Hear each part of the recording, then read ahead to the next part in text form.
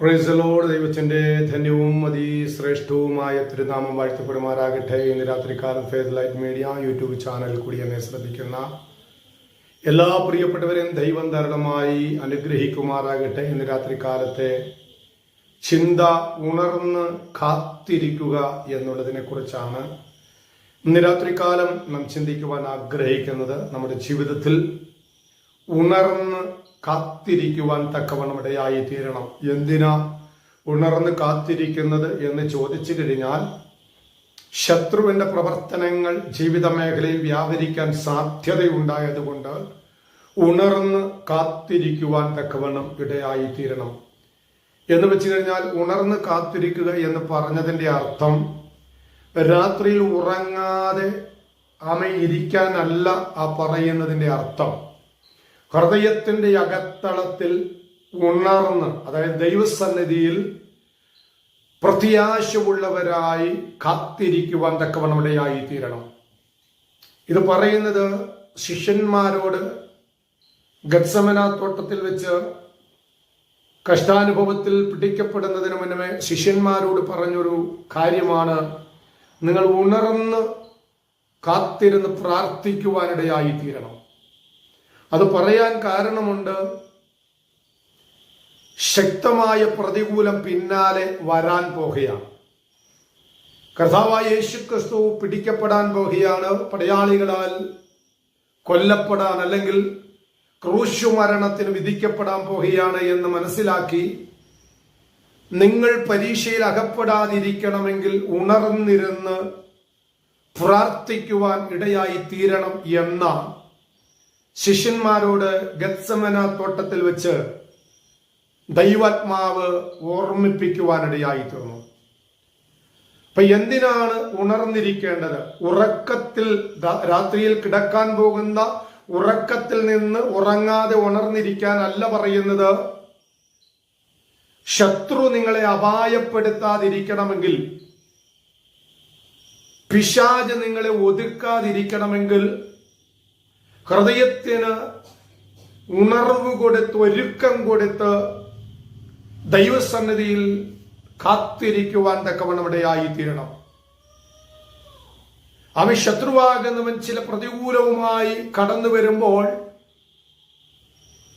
ആ പ്രതികൂലം ജീവിത മേഖലയിൽ അലട്ടാതിരിക്കണമെങ്കിൽ നാം ഉണർന്ന് കാത്തിരിക്കുവാൻ തക്കവണ്ണം ഇടയായി തീരണം. അതിനാധാരമായി ഒരു വാക്യം വായിക്കുന്നു. മത്തായി സുവിശേഷം 26:41, പരീക്ഷയിൽ അകപ്പെടാതിരിപ്പാൻ ഉണർന്ന് ഇരിപ്പിൻ.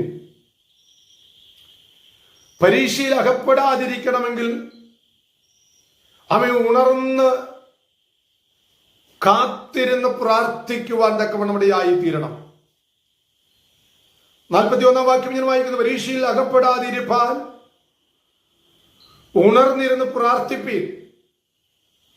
ആത്മാവ് ഒരുക്കമുള്ളത് ജഡമോ ബലഹീനമത്രേ.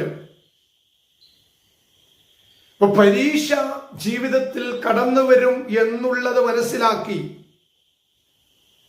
ജീവിത മേഖലകളിൽ പരീക്ഷണങ്ങളും പരീക്ഷകളും ഒന്നു മാറി ജീവിത മേഖലയിൽ എല്ലാം അവസാനിച്ചു എന്ന് ചിന്തിച്ചിരിക്കുന്ന വേളകളിൽ അടുത്ത പരീക്ഷണവുമായി ജീവിത മേഖലയിൽ ശത്രു ശക്തമായി പ്രവർത്തിക്കുമ്പോൾ സർവശക്തനായ ദൈവം പറയുക, നിങ്ങൾ ഉണർന്നിരുന്ന് പ്രാർത്ഥിക്കുവാൻ തക്കവണ്ണം ഇടയായി തീരണം.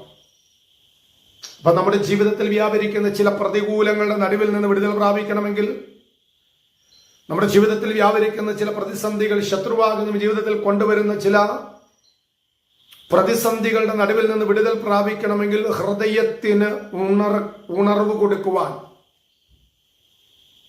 ഹൃദയം ഉറങ്ങിപ്പോകാതെ, എന്ന് വെച്ച് കഴിഞ്ഞാൽ ആത്മീയ മണ്ഡലത്തിൽ നിന്ന് വിട്ടുപോയി ഹൃദയം ഉറങ്ങിപ്പോകാതെ ഹൃദയത്തിന്റെ അകത്തളത്തില് പരിശുദ്ധാത്മാവിന്റെ സാന്നിധ്യത്താൽ നിറയപ്പെട്ട് ഏത് സമയത്തും പ്രതികൂലം വരും എന്നുള്ള ചിന്താബോധത്തോടുകൂടി ഹൃദയത്തെ ദൈവസന്നിധിയിൽ ഒരുക്കിക്കൊടുത്ത് കാത്തിരിക്കാൻ തയ്യാറാകുന്നു എങ്കിൽ നാം അനുഭവിക്കുന്ന പരീക്ഷകളിൽ നിന്നും ശത്രു കൊണ്ടുവരാൻ പോകുന്ന പ്രതികൂലത്തിന്റെ നടുവിൽ നിന്നും ദൈവാത്മാവ് നമ്മെ വിടുവിക്കുവാൻ തക്കവണ്ണം ഇടയായിത്തീരും. ഒരു വാക്യം കൂടെ വായിക്കുന്നു. ഇങ്ങനെയാണ് വായിക്കുന്നത്. മർക്കോസ് സുവിശേഷം 13-ാം അധ്യായം അതിന് 33 മുതൽ 37 വരെയുള്ള വാക്യങ്ങൾ പഠിക്കുമ്പോൾ ഇവിടെ കാണാൻ കഴിയും, ജാഗരിച്ചു കൊള്ളുവിൻ, ഉണർന്നിരിക്കുവിൻ, സമയം എപ്പോൾ എന്ന് നിങ്ങൾ അറിയുന്നില്ല. സമയം എപ്പോഴാണെന്നറിയാത്തത് കൊണ്ട്, ആ പ്രതികൂല സാഹചര്യങ്ങൾ എപ്പോഴാണെന്നറിയാത്തത് കൊണ്ട്, അല്ലെങ്കിൽ ആത്മീക മണ്ഡലങ്ങളെ പരാജയപ്പെടുത്തി കളയുന്ന പ്രതിസന്ധികൾ എപ്പോഴാണ് ജീവിതത്തിൽ കടന്നു വരുന്നതെന്ന് അറിയാത്തത് കൊണ്ട് നാം എപ്പോഴും ദൈവസന്നിധിയിൽ ഒരുക്കമുള്ളവരായി ഉണർന്നിരിക്കാൻ തയ്യാറാകുന്നു എങ്കിൽ ദൈവാത്മാവിന്റെ പ്രവൃത്തി നമ്മിൽ അവിടെ വെളിപ്പെടുവാൻ തക്കവണ്ണം ഇടയായിത്തീരും. ജീവിത മേഖലയിൽ അനുഭവിക്കുന്ന പ്രതികൂലങ്ങളുടെ നടുവിൽ നിന്ന്, പ്രതിസന്ധികളുടെ നടുവിൽ ദൈവാത്മാവ് നമ്മെ വിടുവിച്ച് നിലനിർത്തുവാൻ ഇടയായിത്തീരേണ്ടതിന് ആ സർവശക്തനായ ദൈവത്തിന്റെ കരങ്ങളിൽ ഏൽപ്പിച്ചു കൊടുത്ത് പ്രത്യാശയോടെ മുന്നോട്ട് പോകാം. ചിന്തകളാൽ സർവശക്തനായ ദൈവം നമ്മെ അനുഗ്രഹിക്കുമാറാകട്ടെ. സ്തോത്രം.